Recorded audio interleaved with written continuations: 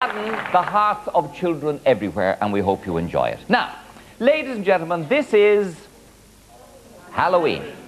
Now, you know that traditionally this is the night when we welcome the dead into our homes. Does anybody get nervous talking about death or the dead? Stick around. You see, tonight the veil is torn between the living and the dead, and we can intermingle with the dead.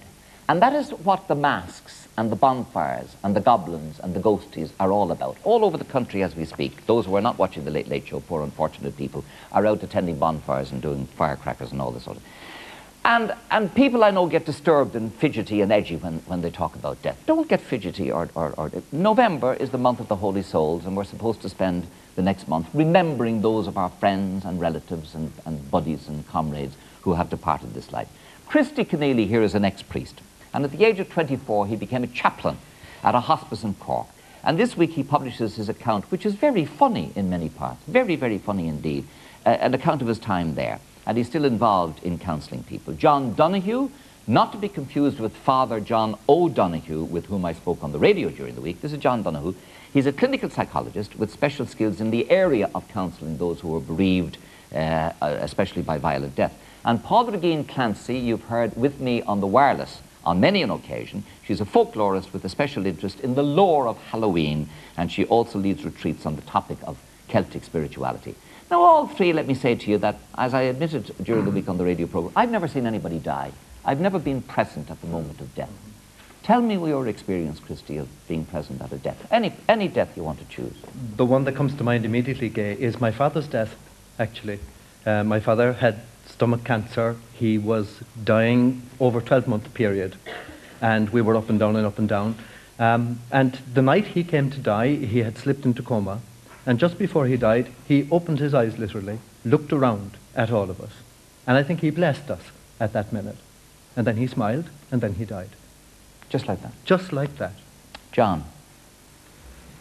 I've been at a lot of deaths, I suppose, but like Christy, two have impacted on me. One was the death of my son, where we found him dead. And I was just struck by the simplicity of going from life to death, with no sense of a transition. How old was your son? 7 weeks. And 7 weeks. It was a cot death. But it was just, up to then, I used to be quite scared of death. And from that moment on, for whatever reason, there was something I remember being struck by, going from kind of naught to death. Like, it's very hard to describe even, the sense of it, like. And I heard you on that interview, and I remember thinking, well, he'll have his moment. You know, or someone will. You will have your. You will. I will have my when you are at your first death, and it is a. Thanks very much, John. That's a very cheerful thought. Well, you could die on the show, you know, like some people. I've died on the show many times. I can tell you that, and will again. We better help him out tonight. You know? But I remember being very struck at just the transition appearing so easy. 1 minute he was alive, the next minute. And in a way, the fact that it was sudden infant death adds to it, because there's no cause. So like it just happens. The other is like Christy, my dad's death. And he had been in coma for several hours, and he was dying and decreasing for lots and lots of hours. And because I was skilled, I knew almost like to the millisecond like how it was progressing. And even though he was imperceptibly living, when he died, the dahness went out of him. The dahness went out? The dahness. He wasn't da anymore beyond that moment. Now, I'm not saying I saw some like dark shadow or something, but the essence of him. Maybe that's what you describe. Father Regine? Well, I've had the privilege of being present at two deaths. One of them was my grandmother, who was like my best friend. She was 95. She died just off her 96th birthday. She died 2 years ago. She was the same age as the century. Just an extraordinary experience, really, just being present. And like what the others here have said, that it was a moment of peace. And in the case of the other person, it was a person who had been suffering from cancer, the father of a good friend of mine, and it was some 10 years earlier than my grandmother's death. And that man who had suffered, he turned and he seemed to smile as he went. I experienced that, and one of the nuns in the hospice at the time said, you caught that look of peace. Now, when my grandmother was dying, I was so close to my grandmother. It's a great privilege to be able to talk about her on a night like tonight and remembering her. But I have her wedding ring on here. I'm not married myself, but I have her ring here. And, you know, it was an extraordinary thing. I thought she was going to turn around, sort of, and give me a big smile and wave and go off, and that would be what I'd seen before. But it wasn't like that, actually. But it was an extraordinary... She just literally got, you know, a turn, as they say, and there was a call, and I went in. And we'd spoken in our lives about being there at the last moment, and I just happened to be there with one other person, and I held her hand, and I said all her prayers, the ones that she had, you know, said, and they came to me because they wouldn't, some of them very, very traditional words in them. I like Jesus, Mary and Joseph, I give you my heart and my soul, assist me in my last agony. These all came up in me even. Maybe I hadn't said them myself. They just came to me because she had said them in her life. And at that moment, like, she just passed, you know, pour forth my soul in peace with you, amen. And it was just an extraordinary moment. And I thanked her. This was for me it was great to see. I don't know how great it was for her because she hasn't come back and told me yet, but I felt that it must have been, because they say that your hearing is the last thing to go. Yes. So I was like there at the bedside and holding her hand. I was saying, Mamo, I called her Mamo.